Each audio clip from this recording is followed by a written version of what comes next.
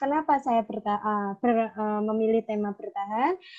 Karena dengan bertahan kita mampu tetap melestarikan eksistensi BK.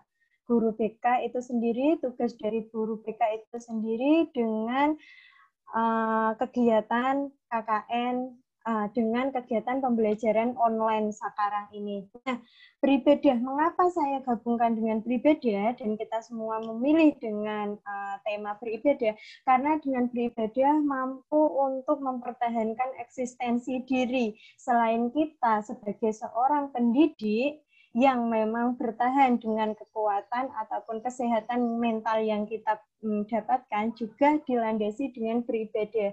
Nah, ibadah yang seperti apa nanti akan lebih jelasnya kita dipandu oleh Ustadz Misbah yang lebih memahami di bidangnya. Nah, monggo teman-teman kita bisa sharing, kita bisa berbagi pengalaman masing-masing karena ini diskusi online. Saya mohon Bapak Ibu peserta dari diskusi online ini bisa men-sharingkan pengalamannya masing-masing, dan nanti Mbak dan Ustadz bisa memandu dan berbagi. Kita di sini bukan hanya satu arah, tapi kita di sini sharing bareng-bareng, bertukar pengalaman dan bertukar informasi. Nah, dengan dimulainya dan dengan selesainya saya mengungkapkan sepatah dua kata, kita buka diskusi online ini dengan bacaan basmalah. Bismillahirrahmanirrahim. Monggo dilanjutkan Mbak dan Mas dari kru KKN IKDR dan juga teman-teman peserta yang lain untuk berdiskusi, kita sharing sehat, kita berbagi bersama. Semoga apa yang kita dapatkan hari ini menambah wawasan kita, membuka pola pikir kita, menjadi kita lebih sehat secara mental maupun jasmani, sehingga kita mampu melawan pandemi ini dengan sehat mental dan juga sehat secara jasmani. Terima kasih. Wassalamualaikum warahmatullahi wabarakatuh.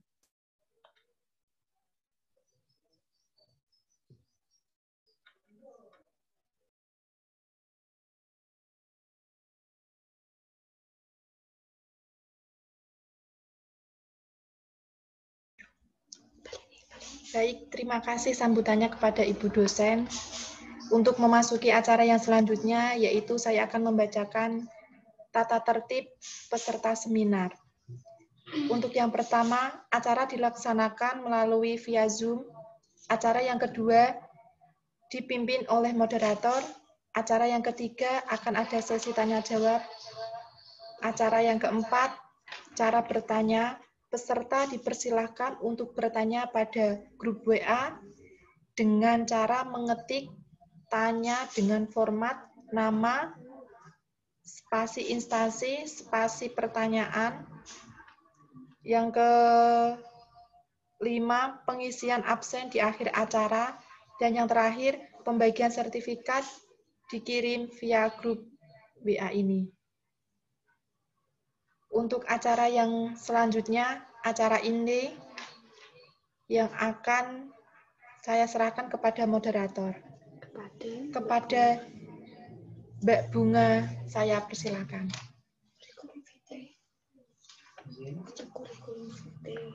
Untuk kurikulum vitae-nya saya akan membacakan nama Indah Bunga Anggraini, tempat tanggal lahir Pati 9 Juli 1998, alamat Desa Trimulyo, Kecamatan Kayen, Kabupaten Pati, riwayat pendidikan SD Negeri 4 Kayen, SMP Negeri 1 Kayen, SMA Negeri 1 Kayen. Kepada beliau saya persilahkan.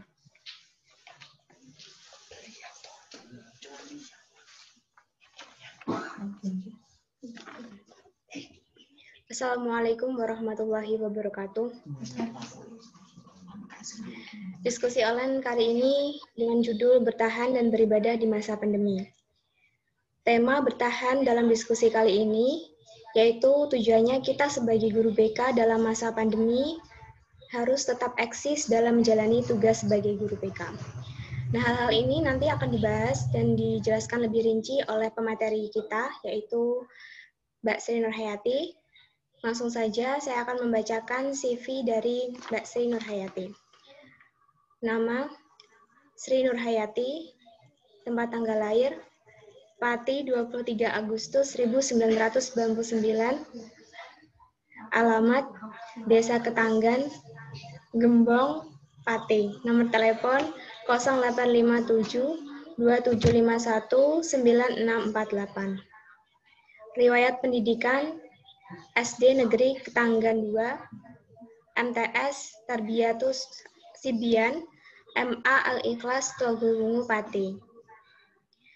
Kemudian pengalaman organisasi, pengurus Permadiksi IAIN Kudus, pengurus UKM Al-Iza, pengurus UKM STIC, pengurus HMPS BKPI, pengurus PIK R Arus IAIN Kudus, pengurus IMAPKIN PD Jateng, pengurus IPNU IPPNU Ranting Ketanggan, dan yang terakhir, pengurus Karang Taruna Tunas Bakti Desa Ketanggan.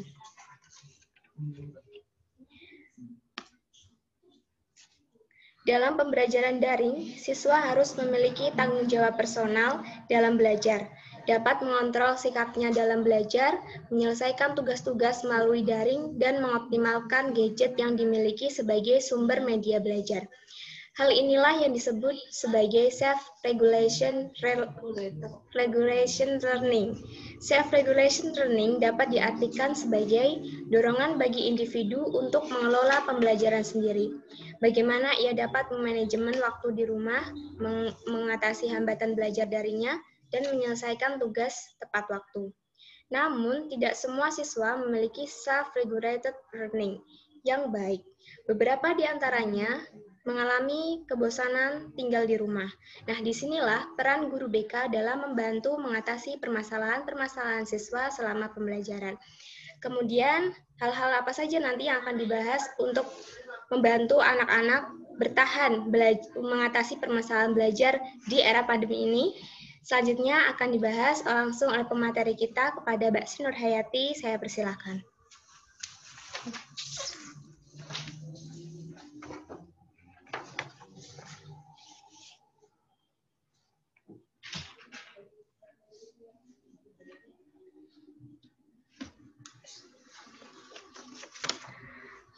Baik, terima kasih kepada moderator yang telah mempersilahkan pemateri.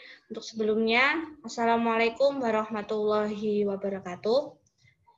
Terima kasih kepada teman-teman semua dan dosen pembimbing lapangan, Bu Fariha Andriani, Magister Psikologi yang telah memberikan kesempatan saya untuk menjadi pemateri pada acara Seminar KKNIK DR Posko 99 IAIN Kudus.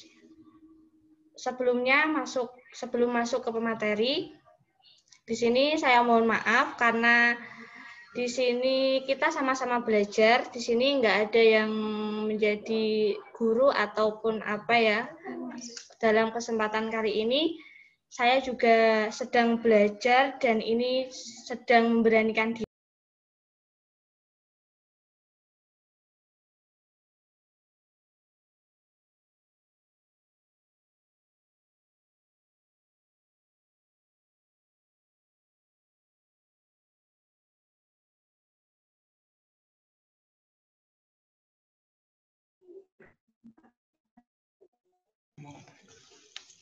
Sebelumnya mohon maaf karena ada gangguan teknis benar tadi.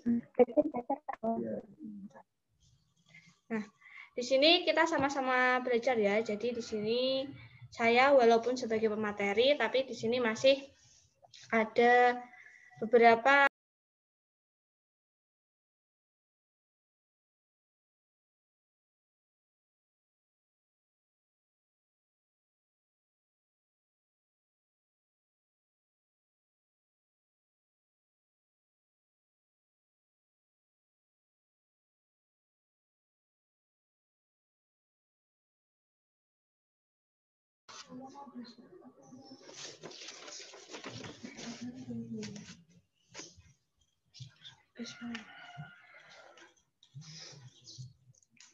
Baik, sekali lagi mohon maaf ya. Baik, silakan bisa di-share untuk materinya.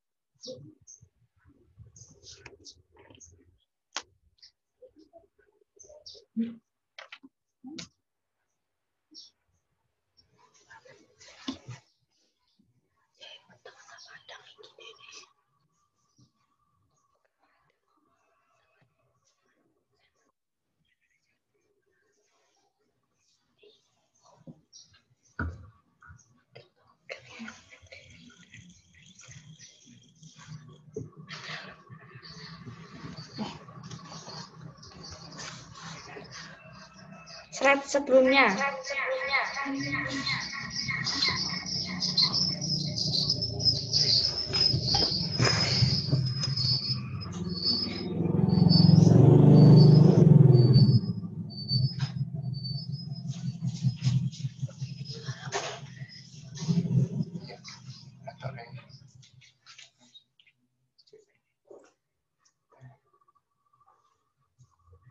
Oke, jadi di sini saya akan membahas mengenai bagaimana peran seorang guru BK di masa pandemi. Bagaimana kita menjaga eksistensi sebagai guru BK di masa pandemi sekarang ini. Karena tadi sudah ada pengantar dari Bu DPL sekaligus dari moderator bahwasanya di masa pandemi seperti sekarang ini sebagai guru BK kita harus tetap menjalankan tugas-tugas dan kewajiban sebagai seorang guru BK seperti itu. Next.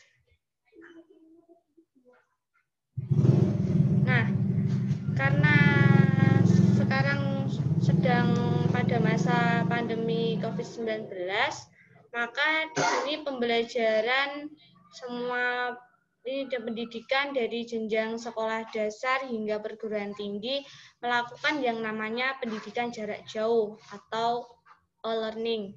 Nah, di dalam pendidikan jarak jauh di sini tentunya peserta didik dan kita semua merasakan bosan, jenuh, dan monoton. Nah, maka dari itu dengan adanya sikap bosan yang sedang melanda pada peserta didik di masa sekarang ini, di sini saya akan menjelaskan mengenai strategi belajar di masa pandemi COVID-19. Untuk strategi belajar di masa pandemi COVID-19, silakan di slide selanjutnya.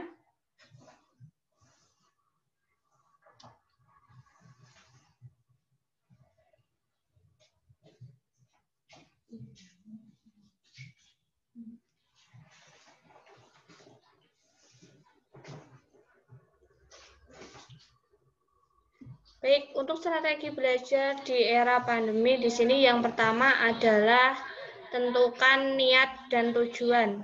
Nah, niat dan tujuan di sini adalah kita kembali ke tujuan awal kita untuk mencari ilmu. Jadi di sini kita mengingat apa keinginan dan tujuan-tujuan kita sebelum kita mengikuti atau melaksanakan yang namanya pendidikan. Yang kedua adalah ada motivasi intrinsik yang kuat. Motivasi intrinsik yang kuat ini biasanya bisa diperoleh teman-teman melalui dengan tokoh idola, membaca biografi-biografi tokoh idola. Di sini akan bisa menjadi motivasi intrinsik yang kuat bagi peserta didik dalam belajar.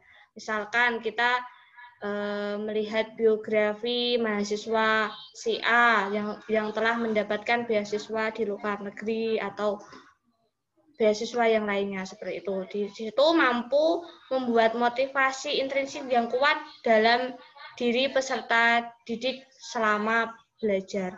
Yang ketiga adalah sentuh materi tepat di long term memory.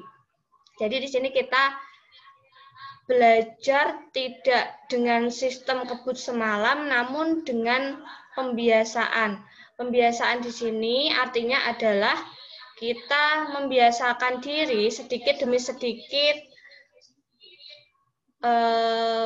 mengetahui atau mencari materi-materi yang sedang relevan atau berkaitan dengan diri kita, seperti itu. Dan selanjutnya adalah sesuaikan dengan gaya belajar.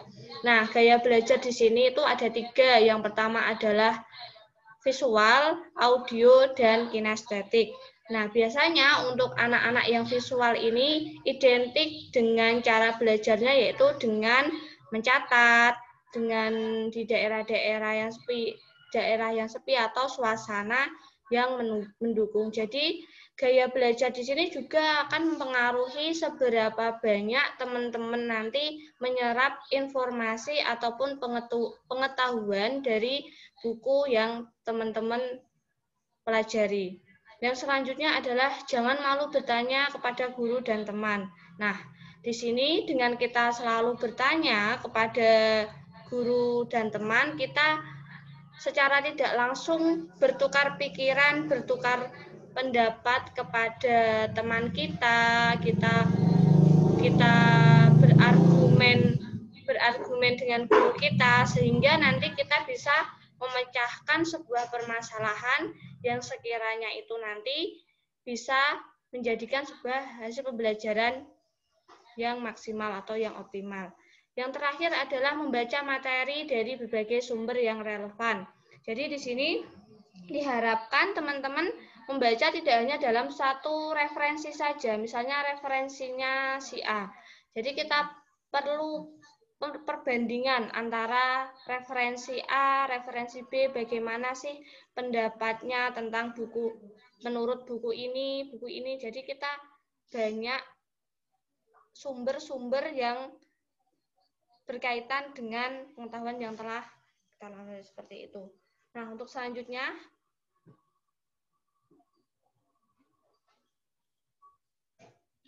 nah di situ ada peran guru BK dalam meningkatkan rasa tanggung jawab siswa di masa pandemi. Rasa tanggung jawab siswa di masa pandemi ini yang dimaksudkan adalah walaupun kita berada di masa pandemi, teman-teman tetap memiliki tanggung jawab, yaitu tanggung jawab sebagai peserta didik ialah dengan belajar, dengan memenuhi tugas-tugas yang telah diberikan oleh Bapak Ibu guru kita. Jadi kita bagaimanapun juga tetap harus mengerjakan karena itu merupakan kewajiban dari seorang siswa ataupun peserta didik. Nah, di sini peran dari guru BK dalam meningkatkan rasa tanggung jawab itu adalah yang pertama dengan mengedukasi siswa melalui layanan informasi. Nah, layanan informasi ini diharapkan nanti guru BK dapat memotivasi peserta didik. Layanan informasi ini biasanya diberikan kalau masa pandemi ini dengan video-video pendek, video edukasi, dan lain sebagainya yang terkait dengan itu. Nah, yang kedua adalah memberikan layanan konseling. Nah, memberikan layanan konseling ini yang dimaksud adalah cyber counseling, karena di sini sedang mengalami masa pandemi, jadi kita melakukan proses konseling diminimalisir atau bahkan tidak bisa untuk melakukan proses konseling dengan cara tatap muka. Maka dari itu, untuk solusi atau alternatif dari adanya memberikan layanan konseling tersebut adalah dengan melakukan cyber counseling. Yang selanjutnya adalah menjalin komunikasi yang baik dengan orang tua. Nah, menjalin komunikasi yang baik dengan orang tua di sini artinya kita memberi pemahaman orang tua, kita istilahnya sharing-sharing lah dengan orang tua bahwa misalkan jam 7 sampai jam 11 itu adalah proses aktif pembelajaran. Maka di situ kita harus memberikan pengertian kepada orang tua agar apa? Agar kita sama-sama pengertian, karena banyak ya mungkin dari peserta didik kalau di rumah disuruh bantu orang tuanya dan lain sebagainya. Nah, maka dari itu fungsi dari kita berkomunikasi dengan orang tua, kita memberi pemahaman kepada orang tua kita, sehingga nanti pada kita saat melaksanakan proses pembelajaran, kita bisa fokus dengan apa yang kita pelajari pada itu. Nah, selanjutnya adalah konselor memahami perubahan sosial. Oleh karenanya mampu menjadi inovator di tempat konselor bekerja. Nah, di sini menjadi inovator. Jadi kita harus bisa berinovasi bagaimana kita tetap memberikan layanan kepada peserta didik, kepada konseling kita, walaupun kita sedang berada di rumah saja ataupun sedang mengalami masa pandemi COVID-19 seperti itu. Yang selanjutnya adalah memberikan konsultasi secara individual maupun kelompok, serta menyelenggarakan konsultasi untuk para guru, administrator, dan orang tua. Nah, untuk konsultasi bagi guru, administrator, dan orang tua di sini adalah fungsinya yaitu kita sharing-sharing mengenai apa sih kendala-kendala selama kita melakukan pembelajaran daring seperti ini. Kira-kira apa yang bisa kita minimalisir dari adanya pembelajaran daring seperti sekarang ini. Yang terakhir adalah membantu siswa memfasilitasi pencapaian perkembangan optimal, kemandirian, dan kebahagiaan dalam kehidupan berdasarkan norma-norma yang berlaku.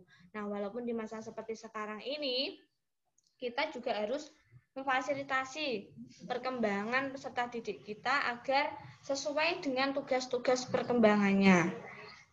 Next.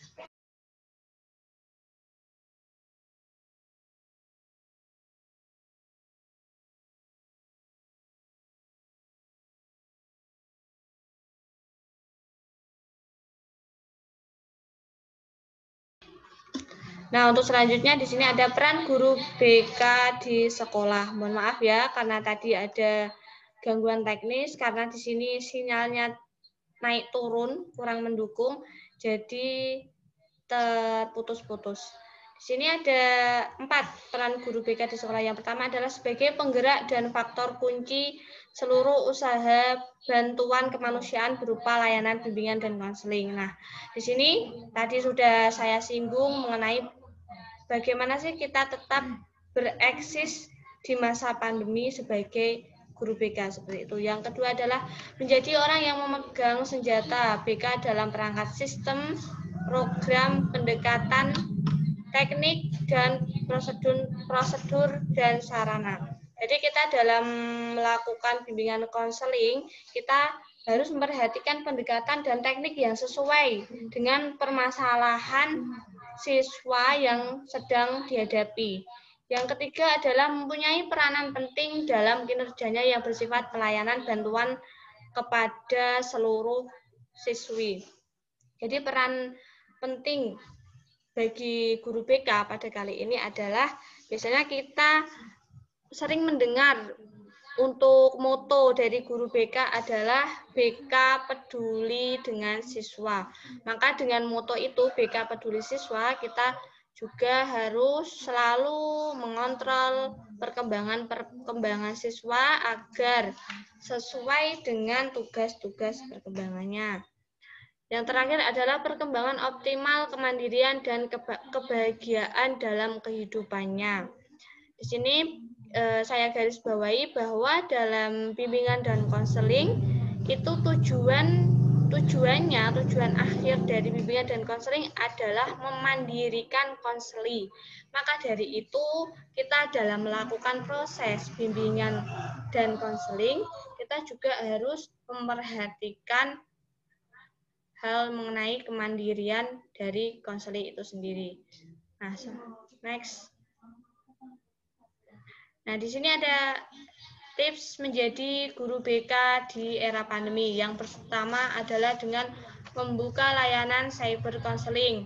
Tadi sudah saya singgung mengenai layanan cyber counseling. Kenapa sih kita kok harus melakukan layanan cyber counseling? Kita analogikan seperti ini. Biasanya kalau seseorang sedang mengalami sebuah permasalahan, kita sedang berada di beberapa masalah-masalah, kita tentunya lari ataupun mencari orang lain sebagai tempat kita untuk mencurahkan permasalahan kita. Nah, dengan adanya layanan cyber counseling seperti itu, maka diharapkan nanti apabila siswa ataupun peserta didik atau konseli sedang mengalami sebuah permasalahan, dia bisa menggunakan layanan yang namanya cyber counseling. Nah, yang selanjutnya, yang kedua adalah dengan membuat sharing club. Nah, sharing club ini biasanya kita bisa menggunakan beberapa platform media sosial, seperti kita bisa menggunakan WhatsApp, kita bisa menggunakan via Zoom, ataupun media sosial yang lainnya, di mana itu nanti menunjang dalam pemecahan masalah peserta didik ataupun konseli, seperti itu. Biasanya kalau kita melakukan sharing club atau cyber counseling yang berbau-bau dengan online, karena sekarang sedang mengalami situasi pandemi, ada beberapa kekurangan dari cyber counseling. Jadi kita tidak bisa mengetahui gerakan non verbal yang dihasilkan oleh konseling kita, seperti itu. Nah, dalam sharing club di sini adalah kita sebagai guru BK melakukan pendampingan dengan peserta didik kita, karena biasanya kalau kita melakukan upaya-upaya pendampingan itu dengan tujuan meminimalisir siswa mengalami cabin fever atau rasa bosan yang berkepanjangan. Jadi di situ kita bisa meminimalisir kita dengan cara menyapa siswa, atau dengan istilah BK menyapa gitu. Itu juga jadi salah satu layanan yang bisa diberikan dalam cyber counseling, seperti itu. Nah, selain kita melakukan cyber counseling dan sharing club, kepribadian dari seorang guru BK ini juga sangat diperlukan dalam proses pendampingan. Karena apa? Karena guru BK ini sebagai role model dari peserta didik ataupun konseli. Nah, selanjutnya di sini ada tujuan dari BK. Yang pertama adalah bimbingan merupakan bagian integral dari proses pendidikan dan memiliki kontribusi terhadap keberhasilan proses pendidikan di sekolah, yaitu berupaya untuk memfasilitasi dan memandirikan peserta didik dalam rangka tercapainya perkembangan yang utuh dan optimal. Pada intinya di sini tujuan dari guru BK adalah mengusahakan perkembangan peserta didik ataupun konseli agar sesuai dengan tugas-tugas perkembangannya. Yang kedua adalah kemandirian adalah sebuah proses perkembangan terbentuknya melalui proses interaksi antar manusia dan lingkungannya. Nah, kemandirian di sini bisa muncul karena adanya proses interaksi. Interaksi yang dimaksud ini dengan layanan-layanan konseling, layanan-layanan bimbingan dan konseling yang telah diterapkan oleh guru BK, maka di sini diharapkan nanti mampu memandirikan konseli ataupun peserta didik. Yang terakhir adalah tugas guru BK mengembangkan dan menyiapkan lingkungan yang mampu memperkaya kehidupan kemandirian individu dalam hubungan dengan kehidupan orang lain dan dunianya. Nah, dengan adanya berbagai layanan yang diberikan oleh guru BK melalui media sosial, melalui cyber counseling atau platform-platform yang lainnya, itu diharapkan nanti peserta didik ataupun konseli mampu mengembangkan dirinya, sehingga lingkungannya itu nanti mendukung perkembangan dari peserta didik itu sendiri. Nah, untuk yang terakhir kali ini ada media partner ya, media partner bagi guru BK di masa pandemi. Next. Di situ ada beberapa media partner yang bisa dilakukan atau bisa digunakan baik untuk guru bimbingan dan konseling di masa pandemi, yaitu ada Google Meet, ada WhatsApp, Facebook, Instagram, Line, YouTube, Twitter, dan Zoom. Jadi semua platform-platform media sosial tersebut kita bisa memaksimalkan memberikan sebuah layanan kepada peserta didik ataupun konseling kita dalam melakukan proses bimbingan dan konseling untuk memecahkan permasalahan peserta didik ataupun konseling. Baik, cukup itu yang dapat saya sampaikan. Kurang lebihnya mohon maaf. Saya kembalikan ke moderator.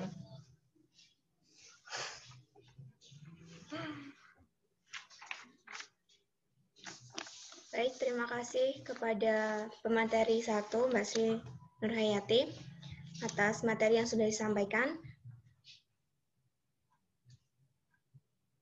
Selanjutnya yaitu sesi tanya jawab.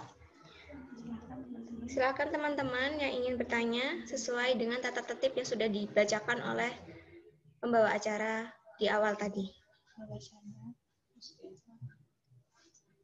Pertanyaannya dikirim grup BH. Elemen.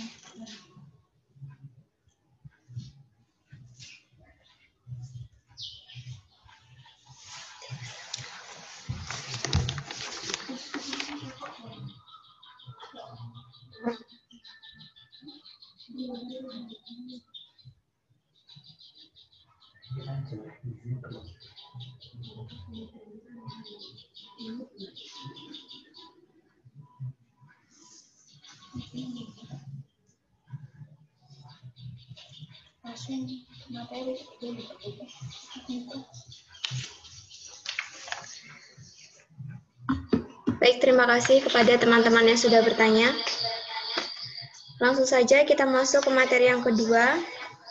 Saya akan membacakan CV dari pemateri yang kedua, yaitu nama Moh Misbahul Zubair, tempat tanggal lahir Tuban 28 September 1995, alamat Hulu Jowo, Bancar, Tuban.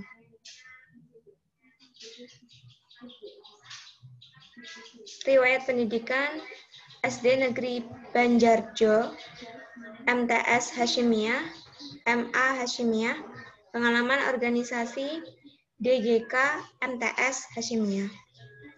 Kepada pemateri 2, Bapak Misbahul Zubair, saya persilahkan.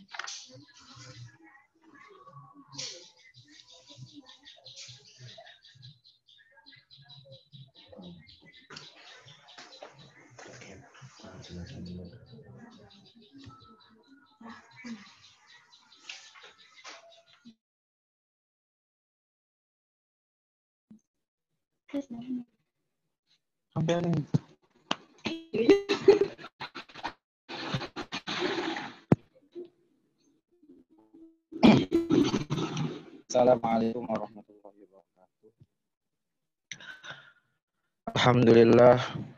Alhamdulillahilladzi an'ama bi in'amihi as-sihha wal afiyah. Wassalatu wassalamu ala sayyidina wa maulana Muhammadin wa ala alihi wa sahbihi ajma'in. Amma ba'du. Pertama-tama kita panjatkan Allah, kalinya kita sholawat bagi Muhammad Sallallahu Alaihi Wasallam. Yang menghormati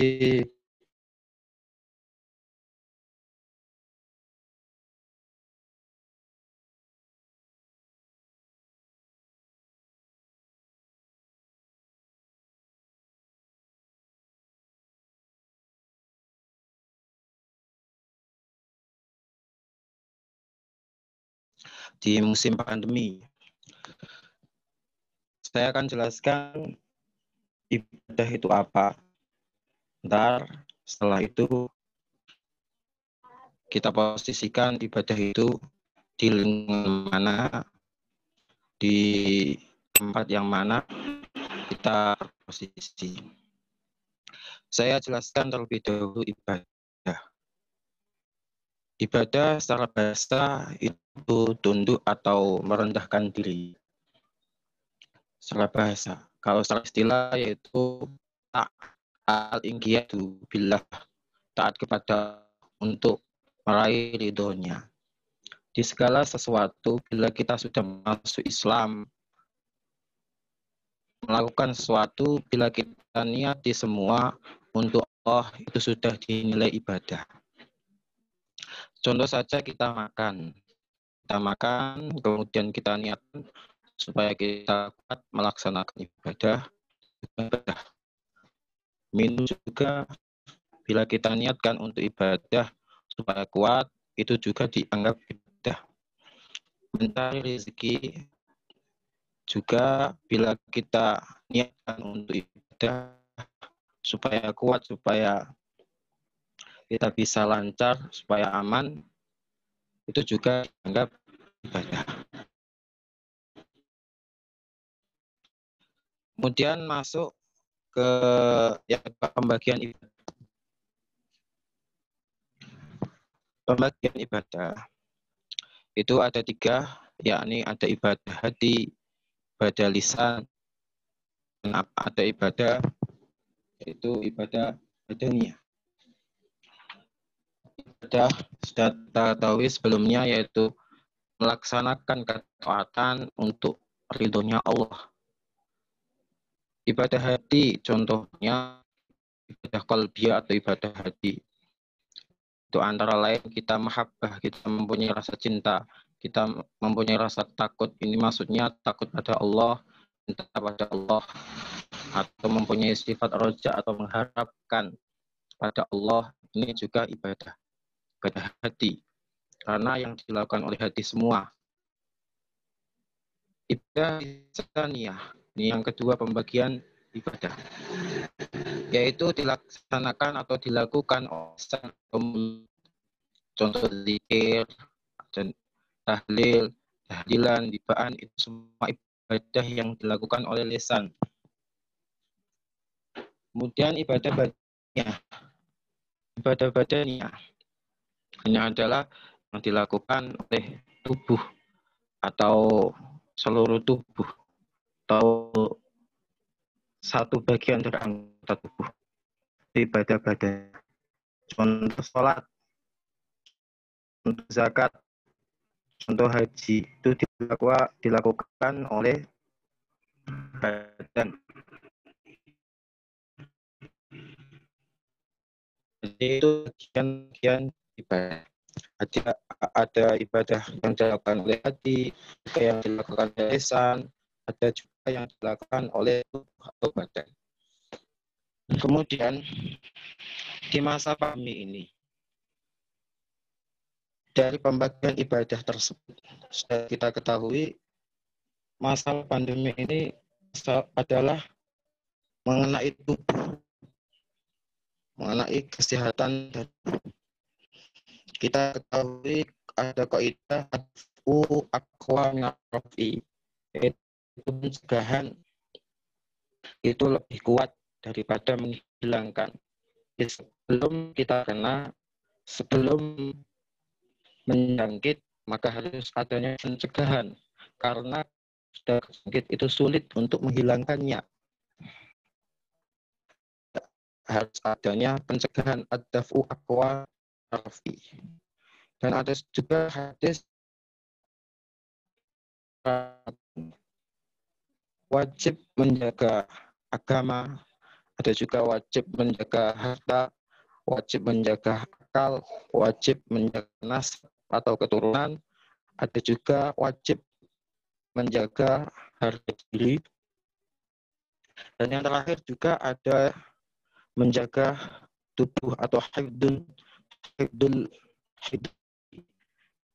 di menjaga tubuh kita sendiri. Ini juga menjaga tubuh orang lain juga hukumnya wajib secara otomatis. Jadi intinya ibadah yang kita lakukan di masa pandemi ini harus bisa menjaga diri kita dan juga bisa menjaga orang lain supaya ibadah kita bisa nyaman.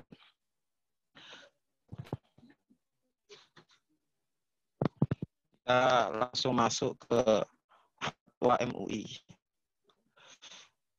Itu fatwa MUI ini dikemukakan oleh sekretarisnya saat itu. Yang pertama, setiap orang wajib melakukan ikhtiar menjaga kesehatan dan menjauhi setiap hal yang diyakini dapat menyebabkan terpaparnya penyakit. Jadi dari poin yang pertama ini, insya Allah fatwa MUI ini ada 11, tapi yang saya paparkan hanya 8, kira-kira 8. Yang pertama, harus ikhtiar terlebih dahulu untuk terhindar dari COVID-19 ini. Kenapa? Karena adanya ikhtiar, jangan sampai tawakal dengan gagasan. Gak usah kok mati, hidup itu kan Allah. Ini omongan yang mana tidak pakai akal. Kenapa? Karena sudah dijelaskan oleh Sayyidina Umar pada saat itu di Syam ada wabah. Maka Sayyidina Umar berkata, orang-orang yang berada di Syam tidak boleh keluar. Begitu juga orang-orang yang di luar Syam tidak boleh masuk ke Syam. Inilah ikhtiar itu wajib. Harus ikhtiar terlebih dahulu sebelum adanya tawakal. Kemudian kalau memang orang itu sudah terjangkit virus corona atau disebut pandemi ini, maka harus menjaga dirinya supaya tidak keluar. Karena apa? Antar akan menular dan menyebar banyak. Itu yang kedua. Yang ketiga, orang yang sehat yang belum diketahui atau diyakini tidak terpapar COVID-19 harus perhatikan. Intinya dari fatwa-fatwa MUI, ibadah itu melihat diri kita dan kawasan yang kita gunakan untuk ibadah. Jadi kalau kita itu sehat, kawasan kita sehat, maka secara bebas kita beribadah. Secara enak kita ibadah. Kalau kita sehat, di kawasan kita, zona kita dinyatakan zona masih dengan enak. Atau ada zona, bila kita ada di kawasan memang hijau, tapi tubuh kita atau diri sudah dinyatakan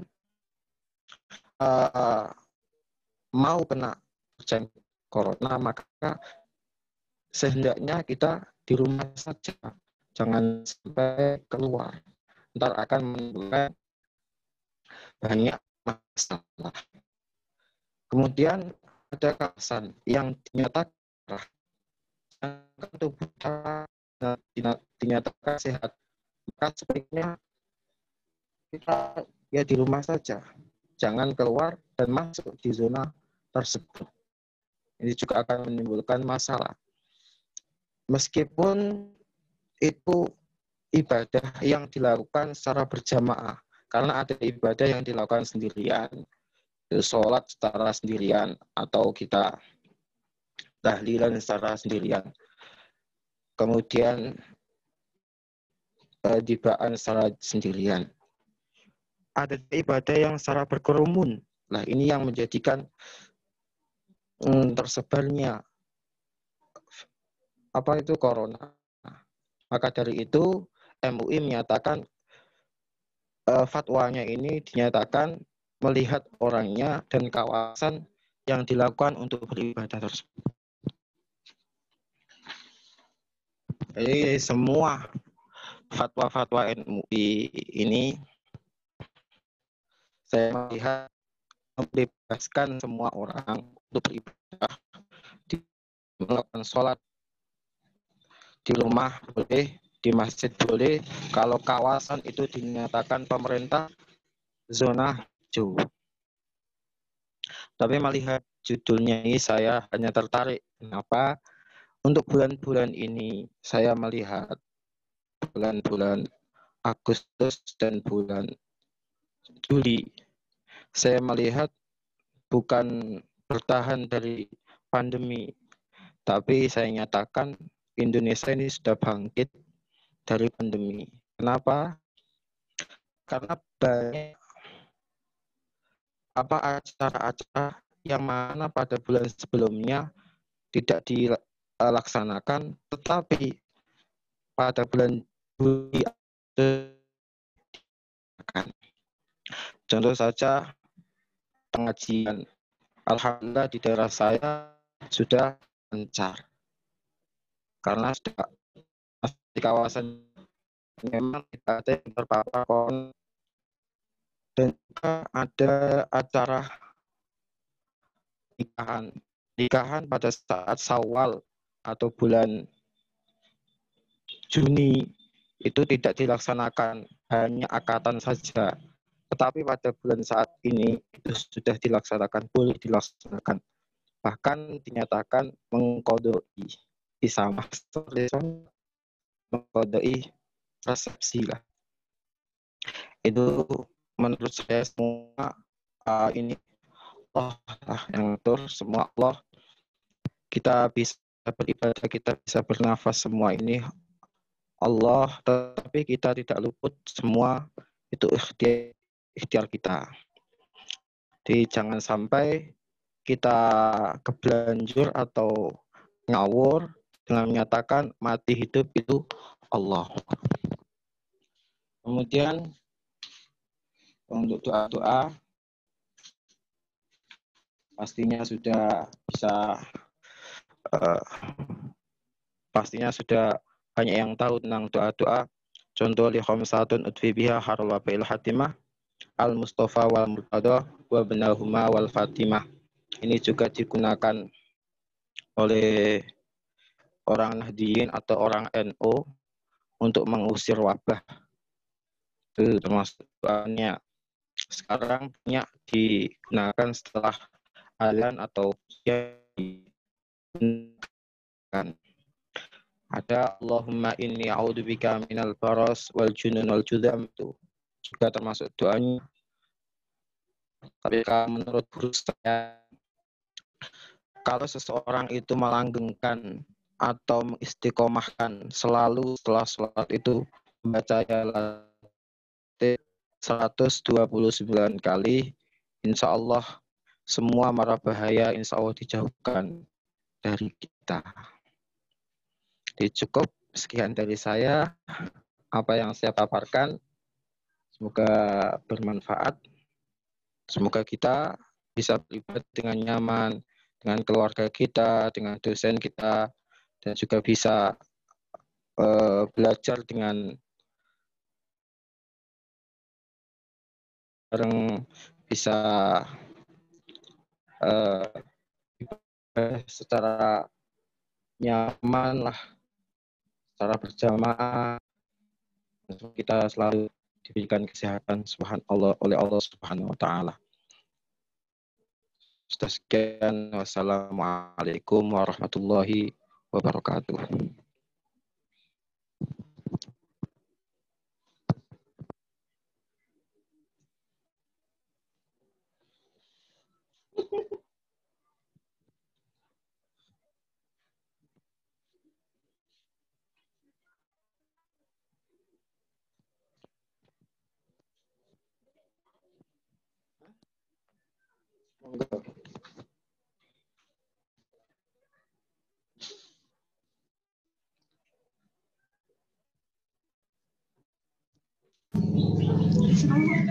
Baik, selanjutnya yaitu sesi tanya jawab. Untuk pemateri kedua, tata tertibnya masih sama. Silahkan pertanyaan dikirim di grup WA. Selanjutnya, sembari menunggu pertanyaan untuk pemateri kedua, silakan kepada pemateri 1 untuk menjawab pertanyaan yang sudah dikirim di grup sebelumnya.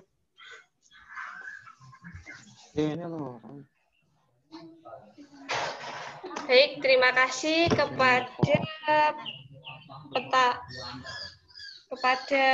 penanya atas nama Nazeta Meli Santi dari MTS NU Banat. Di sini pertanyaannya saya bacakan dulu. Di masa pandemi, anak-anak yang awalnya mondok setelah belajar di rumah cenderung malas dan kadang ibadahnya tidak tepat waktu. Sebagai guru BK, layanan apakah yang bisa kita berikan? Seperti itu ya. Oke. Nah, dengan pertanyaan yang telah diberikan itu tadi dari siswa MTS Banat, sebagai guru BK kita bisa melakukan yang namanya layanan individu. Karena kita guru BK itu ada beberapa layanan. Yang pertama itu adalah layanan individu, yang kedua ada layanan kelompok, dan yang ketiga adalah layanan klasikal. Nah, dari ketiga layanan tersebut, kita sebagai guru BK kita bisa mengambil sebuah layanan, yaitu layanan individu. Layanan individu ini bisa kita berikan dalam bentuk, katakanlah kita dengan media sosial. Mungkin kita dengan sharing-sharing, kita menyapa siswa ataupun konseli ya, atau peserta didik yang ada ataupun peserta didik kita di lembaga tersebut. Jadi kita bisa menggunakan beberapa platform yang tadi sudah saya jelaskan mengenai beberapa media sosial yang dapat kita gunakan untuk melakukan layanan bimbingan dan konseling. Selain itu, selain peran dari guru BK, peran yang paling utama dan yang paling penting itu adalah peran diri sendiri. Karena apa? Karena diri sendiri kitalah yang bisa merubah ataupun memotivasi diri kita. Yang paling baik atau paling bagus adalah motivasi dari diri kita sendiri, seperti itu. Jadi di sini kita ya, karena dengan pertanyaan seperti itu kita bisa melakukan rutinitas. Rutinitas di sini artinya adalah rutinitas apa saja yang telah kita lakukan di pondok pesantren selama sebelum pandemi, kita lakukanlah di rumah. Contoh, jam 4 kita bangun, kita sholat subuh. Terus kalau misalkan di pondok ada tadarus, kita bisa ngaji dan lain sebagainya. Nah, dengan jadwal-jadwal yang ada seperti di pondok itu, kita terapkan, kita gunakan di rumah ataupun pada saat seperti sekarang ini. Dengan begitu, dengan kita melakukan beberapa aktivitas dan tanggung jawab kita, walaupun kita di rumah, insya Allah kita akan tetap menjadi pribadi yang seperti di pondok. Bukan berarti di sini bukan kayak gini ya. Kalau kita setelah keluar dari pondok, akhirnya kita bebas, kita bisa melakukan aktivitas apa saja dan lain sebagainya, tidak seperti itu. Kita tetap memiliki kewajiban dan rutinitas yang memang harus kita semua lakukan, baik itu di pondok, baik itu di rumah. Katakanlah seperti sholat ya. Sholat itu kan enggak memandang kita di pondok ataupun tidak di pondok, karena sholat itu sendiri adalah merupakan kewajiban bagi kita, seperti itu.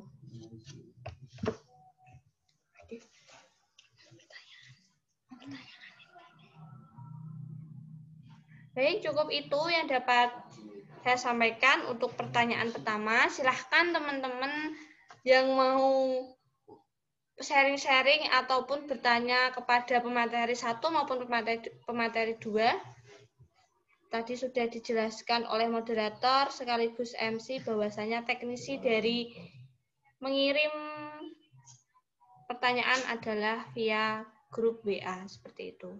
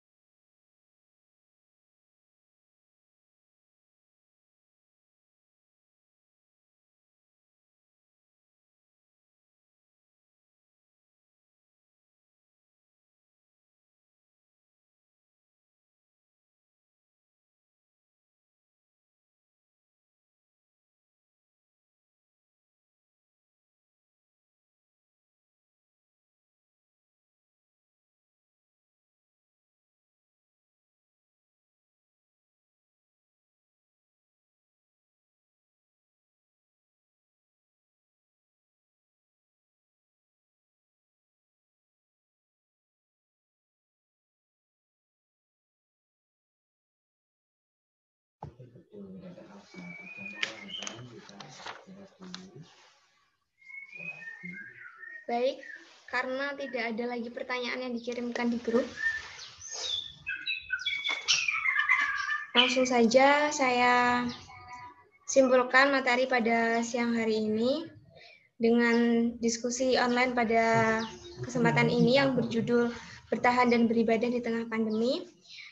Seperti yang disampaikan pemateri tadi, sebagai guru BK, lebih baiknya kita eksis untuk mempertahankan minat belajar dan menyelesaikan permasalahan siswa dalam mengatasi kesulitan belajar di rumah.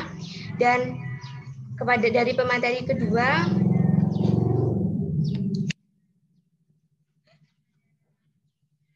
sudah dijelaskan juga bagaimana cara kita agar beribadah dan tetap menjaga ibadah kita di tengah pandemi COVID-19 ini dan bagaimana agar kita terhindar dari COVID-19. Terima kasih atas perhatian dan respon dari teman-teman semuanya. Selanjutnya saya kembalikan ke pembawa acara.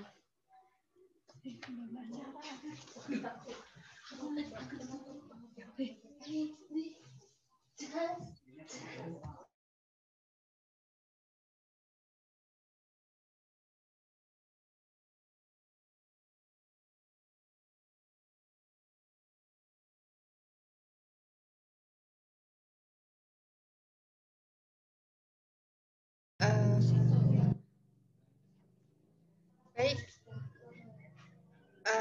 acara pada siang hari ini telah dilaksanakan.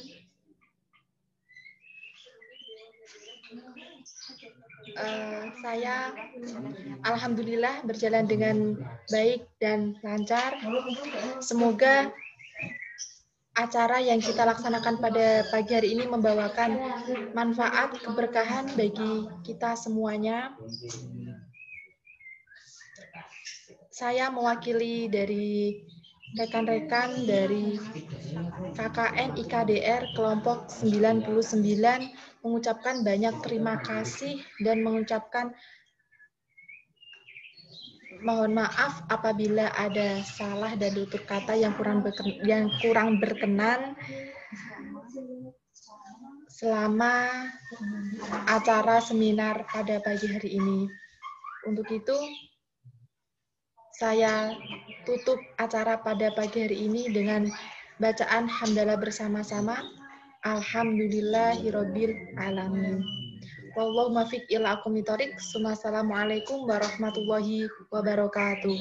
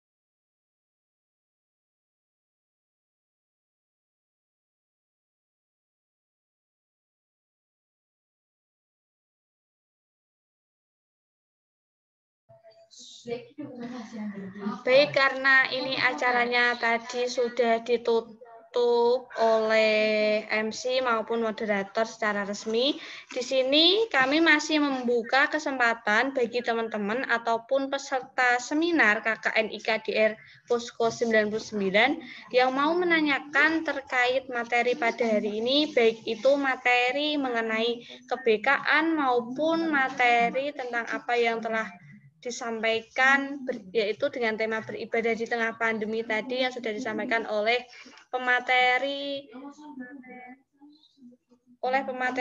2. Kami masih membuka sesi tanya jawab. Silakan teman-teman dan peserta bisa mengirimkan pertanyaannya dengan format yang tadi sudah dijelaskan oleh MC, yaitu dengan cara mengirimkan pertanyaan ke grup WhatsApp.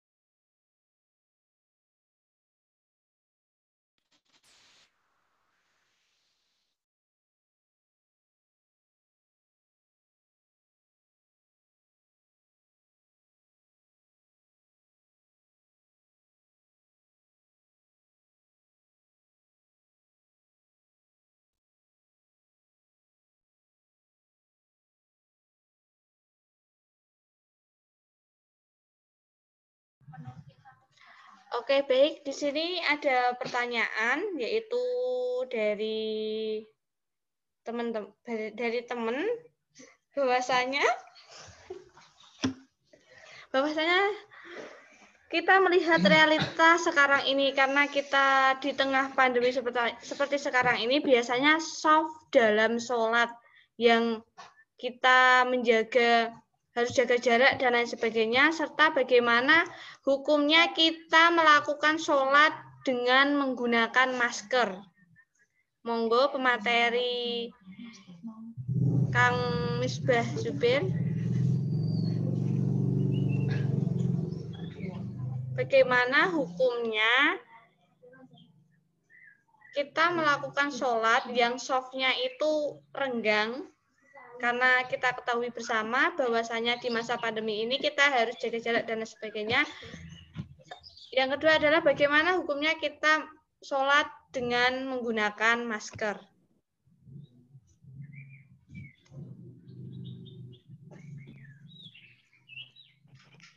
Saya jawab.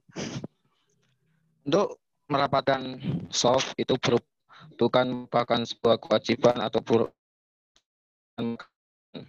sebagai syarat untuk sahnya sholat, tapi melainkan sunnah atau adabnya untuk merapatkan sebuah barisan atau soft. Jadi bukan merupakan suatu kewajiban. Jadi meskipun berjarak sholatnya itu tetap sholatnya sah. Kemudian tentang masker, kita sudah ketahui bersama tentang auratnya laki-laki itu besar sampai ke lutut, dan yang perempuan semua tubuhnya itu merupakan aurat kecuali wajah dan telapak tangan. Masker itu bertempat di muka, tetapi hanya di mulut dan hidung, bukan menutupi tempat atau bagian untuk sujud. Jadi kalau masker itu menutupi sampai bagian dahi, itu maka sholatnya dianggap nggak sah karena sujudnya tidak sah. Tetapi kalau masker itu hanya untuk mulut dan hidung, maka enggak apa-apa karena tidak merupakan bagian dari sujud. Itu bagian itu penjelasan dari saya.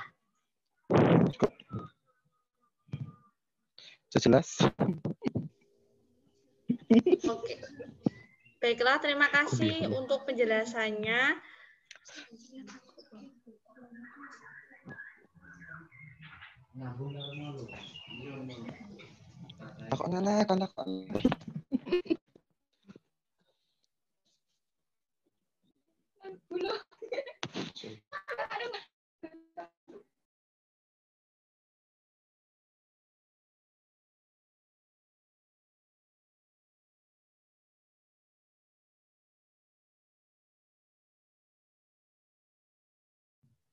Nah, ini ada pertanyaan lagi mengenai sholat Jumat.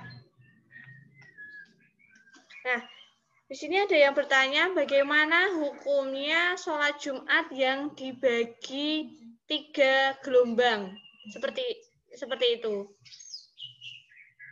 Bagaimana kita dalam menanggapi permasalahan yang karena di sini kita sedang mengalami masa pandemi, maka sholat Jumatnya kita lakukan secara gelombang-gelombang ataupun terdiri dari 3 gelombang, seperti itu.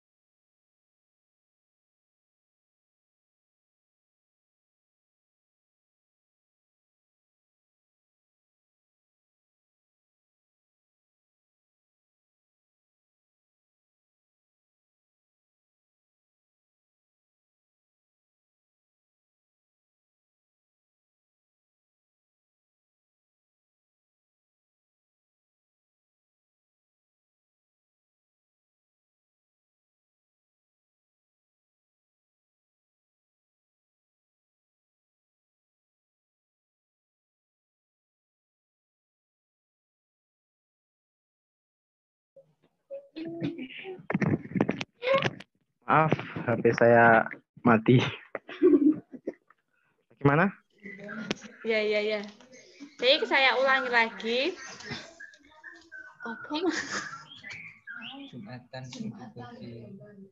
Nah, iya sholat Jumat. Iya, mengenai sholat Jumat, masih seputar sholat Jumat. Sholat Jumat yang dibagi menjadi 3 gelombang. Bagaimana pendapat pemateri terkait hal tersebut?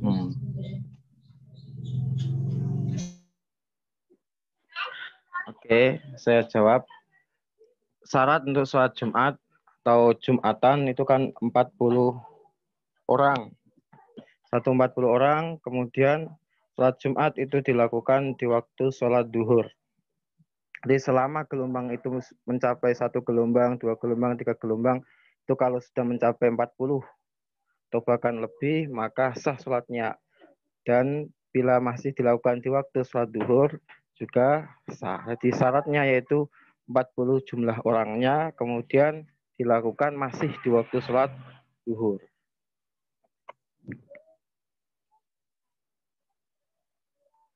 Kamu buka sekarang. Bagaimana?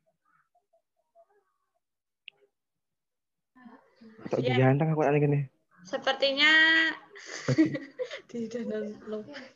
Jadi sepertinya sudah jelas. Ini ada pertanyaan lagi mengenai masih seputar sholat Jumat. Masih seputar sholat Jumat. Bagaimana hukumnya jika ada di masa pandemi seperti sekarang ini, ada seorang laki-laki yang tidak menjalankan ibadah sholat Jumat selama 3 kali berturut-turut. Apakah itu bisa kita sebut sebagai mohon maaf sebelumnya, sebagai orang kafir atau apa? Karena kadang kan banyak masyarakat yang ya antisipasi ataupun khawatir karena sekarang sedang mengalami masa pandemi sehingga tidak melakukan sholat Jumat seperti itu.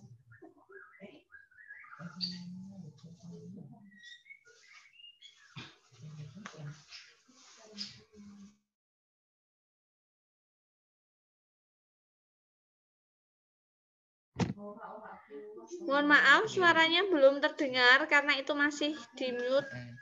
Masih di mute. Nah, audionya.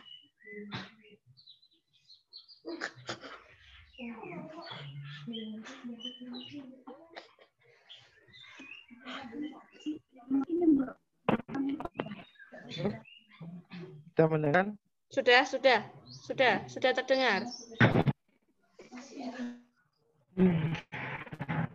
Malah itu tentang orang yang kafir sini untuk malah kafir itu ada yang kafir qauli, ada yang kafir fikri, kafir apa atau sakianan. Dalil ini hanya sesuatu yang memang wajar terjadi sesuatu seperti Rosna ini ya akan terjadi terjangkit bila naskah dikasih itu tidak anggap kafir. Sengaja kalau tidak melaksanakan uzur maka berkata tidak tidak dia kafir. Kalau saja meninggalkan ya hal atau tidak uzur maka anggap kafir. Nah,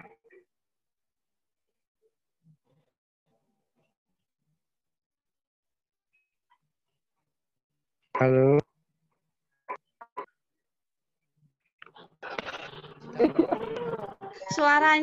Suaranya putus-putus.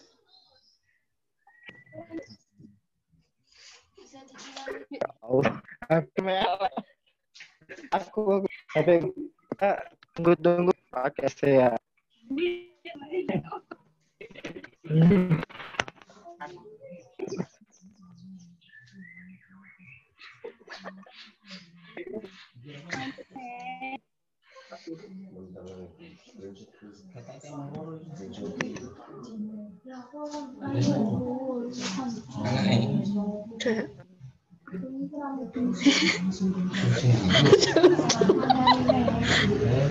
Ya kode wis ning publik kok ngene. Iya. Peta kameranya mah diguluni lupa deh.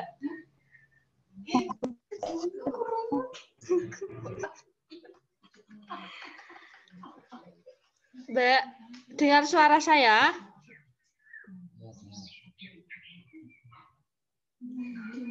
Halo?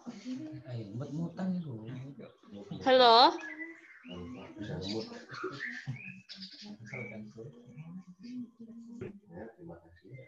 Halo. Dengar suara saya? Ya, dengar.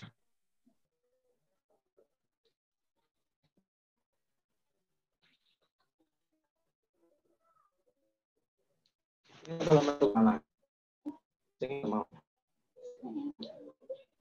Ya, ini juga di sini sinyalnya baru naik turun. Nggak stabil. Ya, kayak wong e kabeh.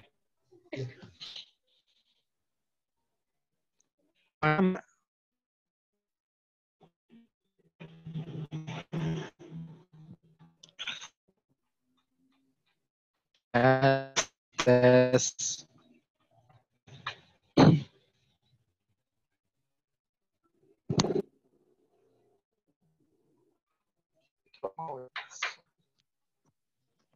Bagaimana? Ya, suaranya udah jelas. Monggo. Oh, ini kalau memang ada masyarakat atau ulur sebuah keberatan, ya seperti ya khawatir kena virus tersebut atau ada uzur kan melainkan sakit atau adanya virus ini, maka jikalau tidak 3 kali atau bahkan lebih, maka tidak dianggap kafir. Tapi kalau tidak adanya masako atau uzur meninggalkan Jumat 3 kali atau lebih, maka itu dianggap kafir. Itu.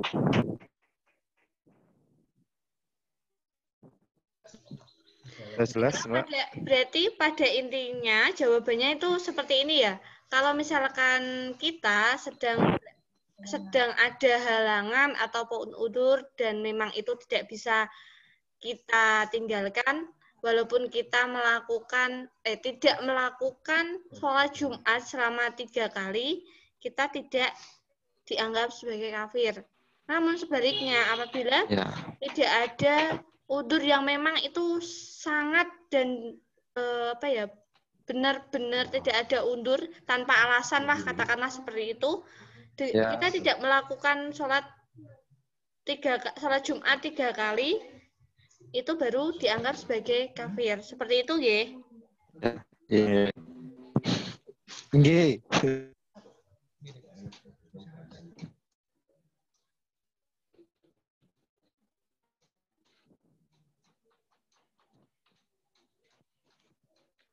Ini kita ini. Laris. Oh, Kak. Emang. Saya.